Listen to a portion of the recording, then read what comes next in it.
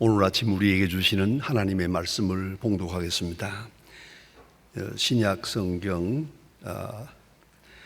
누가복음 13장 10절로 17절 말씀 되겠습니다. 신약 성경 117면입니다. 117면 누가복음 13장 10절부터 17절까지 봉독하게 되겠습니다. 이 계시의 말씀을 봉독할 때에 다 함께 하나님의 음성을 들으실 수 있기를 바랍니다. 예수께서 안식일에 한 회당에서 가르치실 때에 18해 동안이나 귀신 들려 앓으며 꼬부라져서 조금 더 펴지 못하는 한 여자가 있더라. 예수께서 보시고 불러 이르시되 여자여 네가 네 병에서 놓였다 하시고 안수하시니 여자가 곧 펴고 하나님께 영광을 돌리는지라. 회당장에 예수께서 안식일에 병 고치시는 것을 분내어 무리에게 이르되 일할 날이 엿새가 있으니 그동안에 와서 고침을 받을 것이요 안식일에는 하지 말 것이니라 하거늘. 예수께서 대답하여 이르시되 외식하는 자들아 너희가 각각 안식일에 자기 소나 나귀를 외양간에서 풀어내어 이끌고 가서 물을 먹이지 아니하느냐. 그러면 18해 동안 사탄에게 매인 바 된 이 아브라함의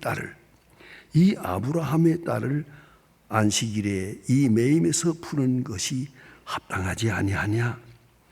예수께서 이 말씀을 하심에 모든 반대하는 자들은 부끄러워하고 온 무리는 그가 하시는 모든 영광스러운 일을 기뻐하니라.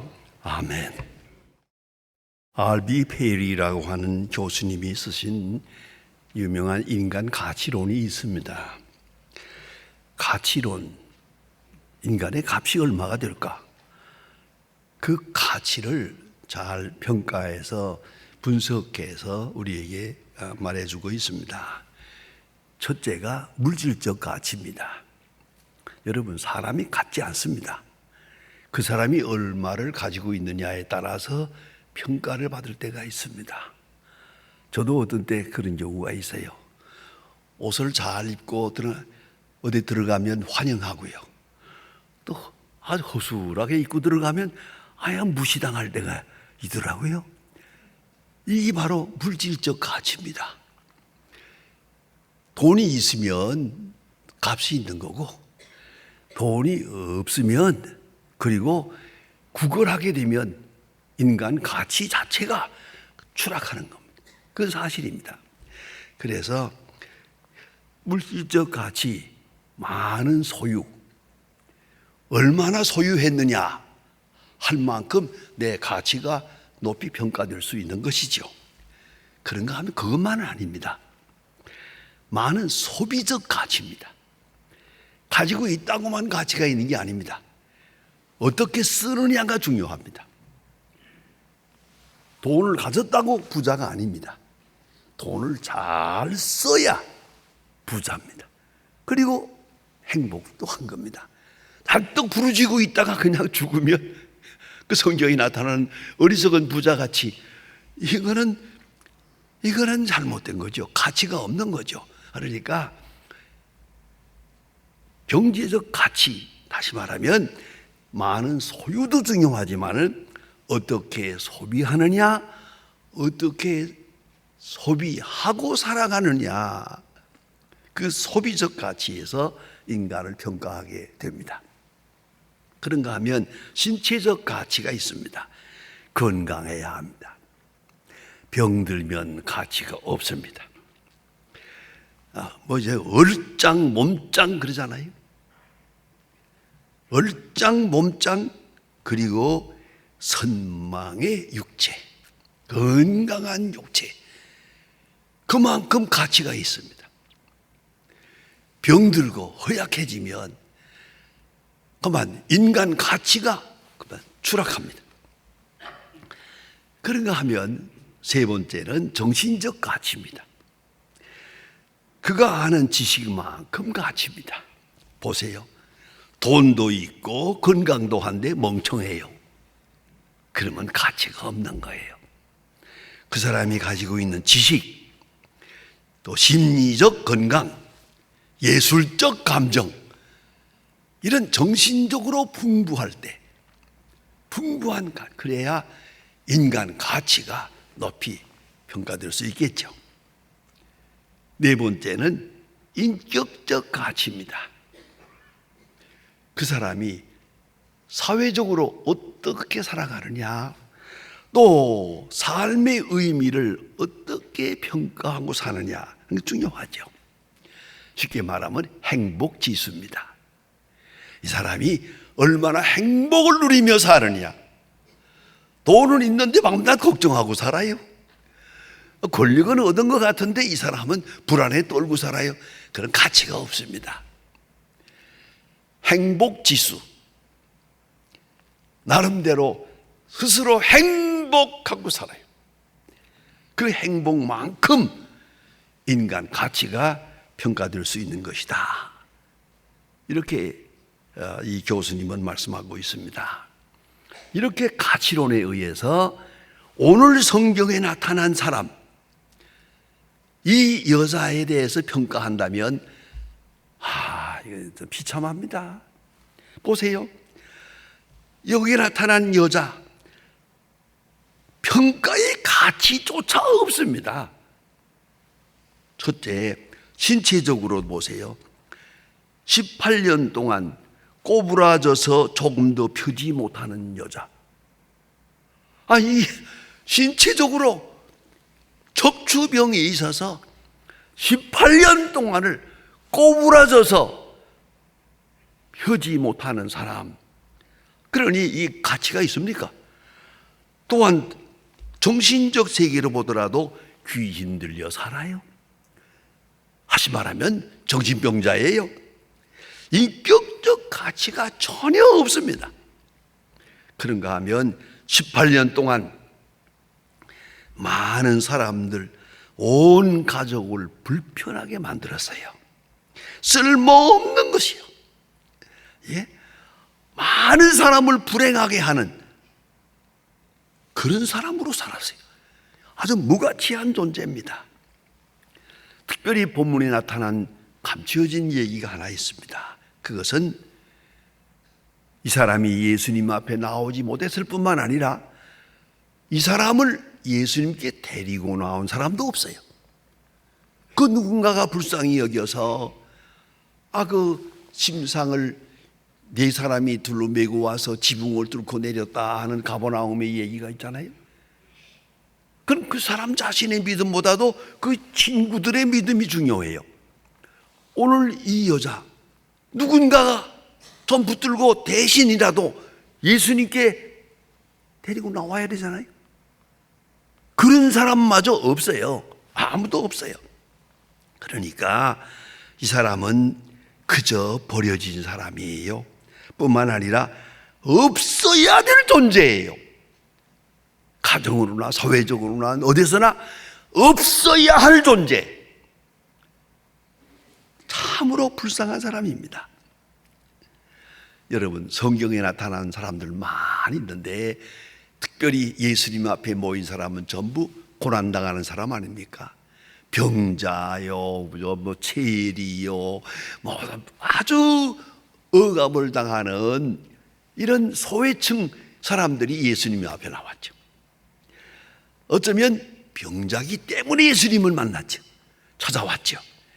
이렇게 불행한 사람들이 다 예수님 앞에 왔는데 그 모든 사람들을 자세히 평가해 보세요. 문둥병 환자라고 하지만은 예수님께 말을 할 수 있습니다. 예수여 나를 불쌍히 여기소서 그랬잖아요. 시각장애자도 예수님 앞에 와서 바디메오가 말합니다. 내 눈을 뜨게 해주세요. 말을 하잖아요. 예? 그런데 오늘 본문에 나타난 이 귀신 들린 여자 말이 없어요. 심지어는 38년 된 환자도 있었는데 이 사람도 예수님 앞에 고쳐주기를 구하고 있지 않습니까? 그러나 오늘 나타난 이 사람은 예수님께 내 병을 고쳐주세요, 나를 불쌍히 여기소서라는 단 한마디 기도를 할 수 없는 그런 사람이에요. 그러니까 전 생각합니다. 예수님이 만났던 모든 불행한 사람들 중에 가장 불행하고 가장 비참했던 사람이다, 이렇게 평가하고 싶습니다. 쉽게 말하면 나를 불쌍히 여기소서 라고 하는 말 한마디를 못하는 사람이에요. 예수님 앞에 가까이 와서도 예수님 앞에 딱 한마디 나를 불쌍히 여기소서라는 말을 할 수 없는 이 사람, 가장 불쌍한 사람 아니겠습니까? 또한 누군가가 대신이라도 이 사람이 못하면 그 부모든 형제든 누구더라도 대신이라도 와서 이 사람을, 내 딸을 불쌍히 여겨주세요, 누군가가 대신이라도 할 수 있으면 좋겠어요. 그것도 없어요. 가장 불행한 사람이라고 생각합니다. 더 불행한 것이 있습니다. 이 여자는 자기가 불행한 것을 모르고 있습니다. 이게 정신병자의 특징입니다. 그래서 여러분 알잖아요. 정신병자는 희죽희죽 웃어요. 정신병자가 우는 일이 없어요. 희죽희죽 웃고 있잖아요. 자기가 얼마나 불행하다는 거, 얼마나 무가치한 존재라는 거, 얼마나 억울한 생을 살고 있다는 거 모르고 있어요.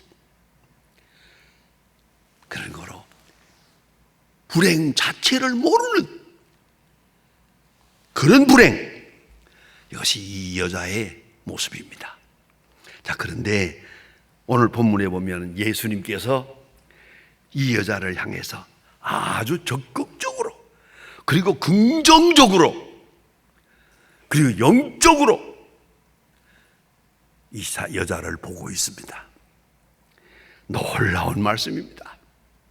저는 이 성경을 읽을 때마다 예수님의 마음, 예수님의 자비하심, 그 넓은 능력과 그 사랑을 생각할 때마다 감격하지 않을 수가 없습니다. 미국에 가서 미국 사람들하고 대할 때 이런저런 만나서 얘기하잖아요. 거기에 주의사항이 있습니다. 미국 사람들하고 만나서 이렇게 얘기할 때는 타부 3가지가 있습니다.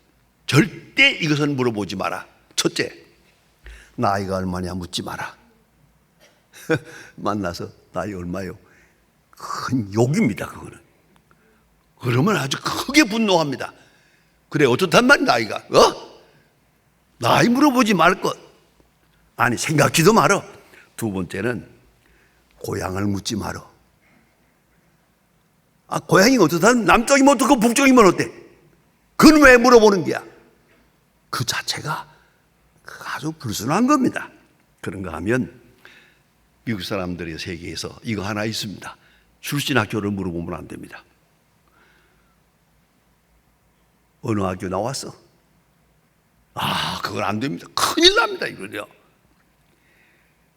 그런데 미안하지만 이 3가지가 우리는 입버릇처럼 되어 있어요. 만나기만 하면 고향이 어디요? 만나기만 하면 양반이니 쌍놈이니 북쪽이요 남쪽이요 이거 어느 학교 출신이요? 여러분, 이런 것들로 인해서 가치평가를 하겠다는 거죠. 잘못된 평가 기준입니다, 이거는요. 저는 요새 종종 그런 분을 봐요.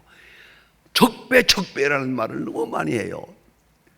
여러분, 실수 없는 사람이 있어요? 오히려 실수 있었던 사람이 진정 위대한 사람이 될 수 있는 거거든요. 그런데 실수한 사람은 전부 다 적배, 다 쳐버린다면 남는 사람이 어디 있어요? 여러분, 나를 보나 남을 보나 실수라는 건 왜? 실패는 성공의 어머니라고 하지 않습니까? 소중한 거죠.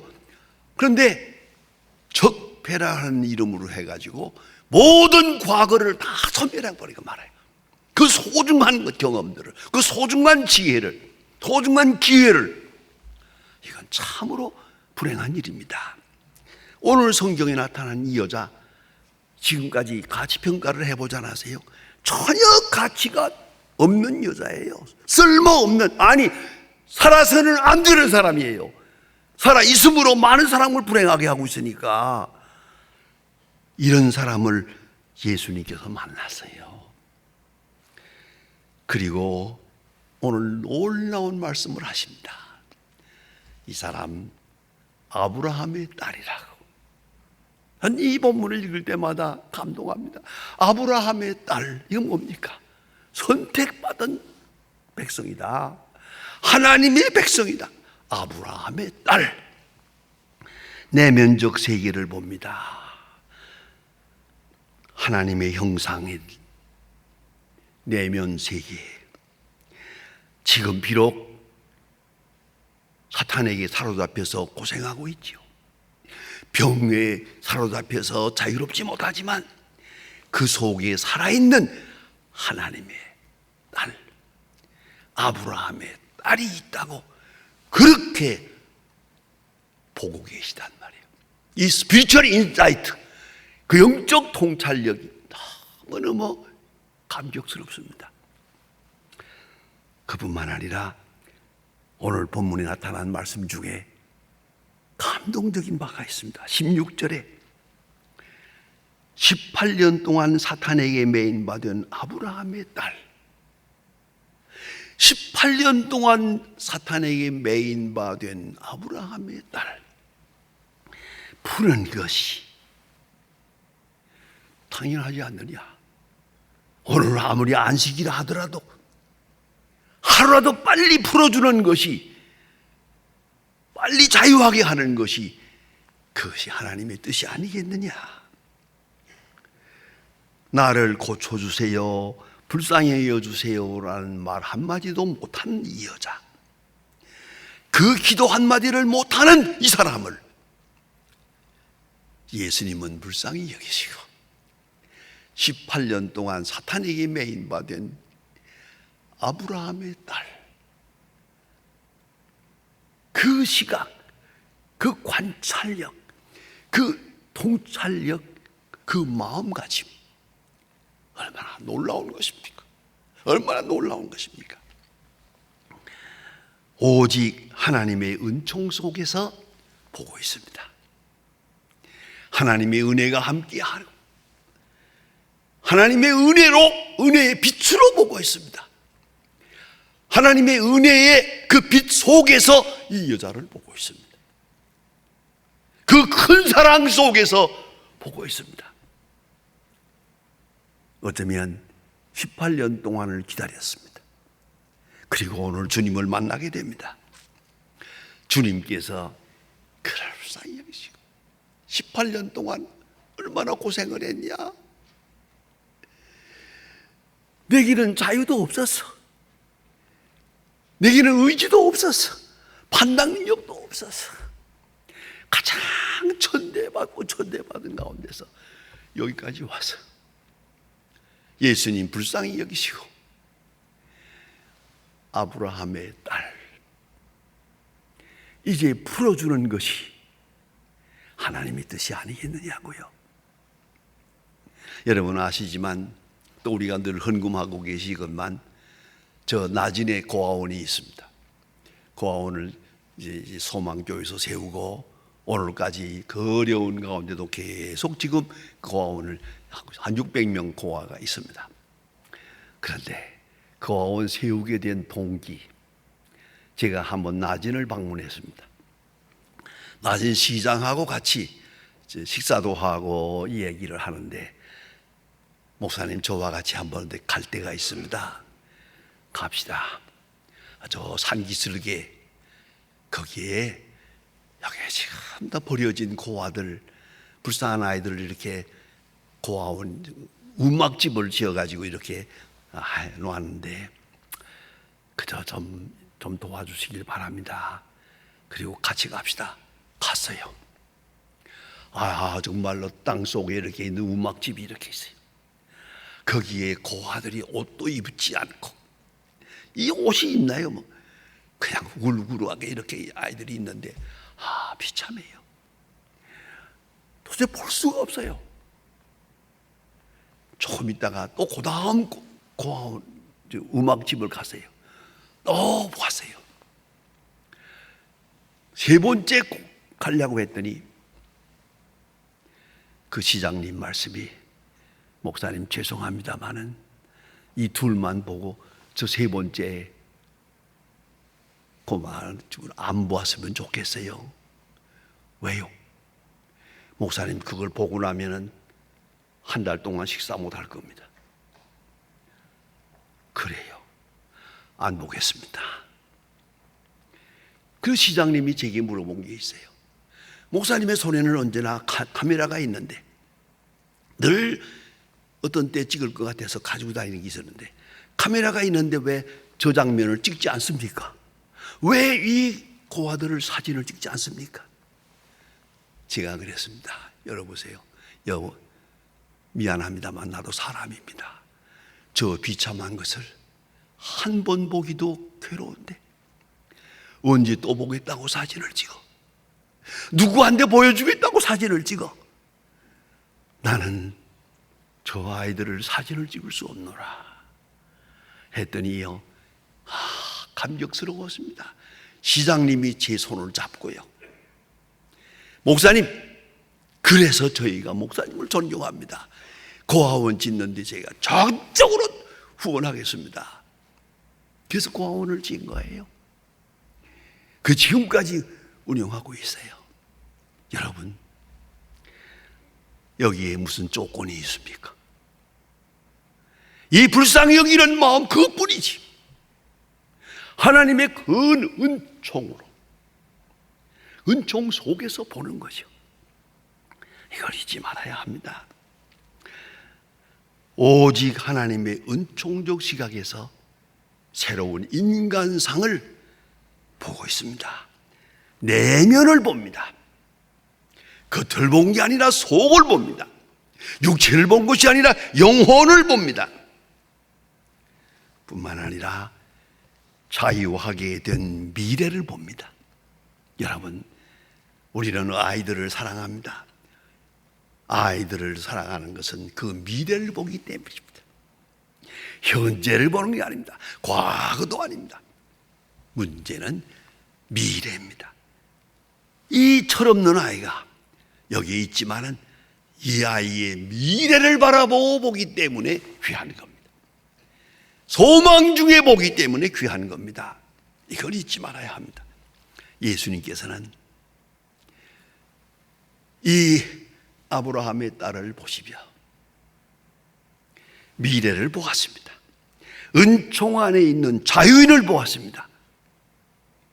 귀신 들린 여자가 아니라, 꼬부라진 여자가 아니라, 18년 된 쓰레기 같은 인간이 아니라 아브라함의 딸, 아주 아름다운 여인을 예수님은 보고 계십니다.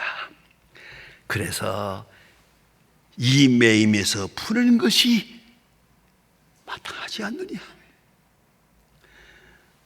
이것이 사랑입니다. 이것이 아가페입니다. 저는 신학대학에서 기독교 윤리라고 하는 과목을 한 10년 가르쳤습니다. 기독교 윤리라는 건 한마디로 말하면 가치론입니다.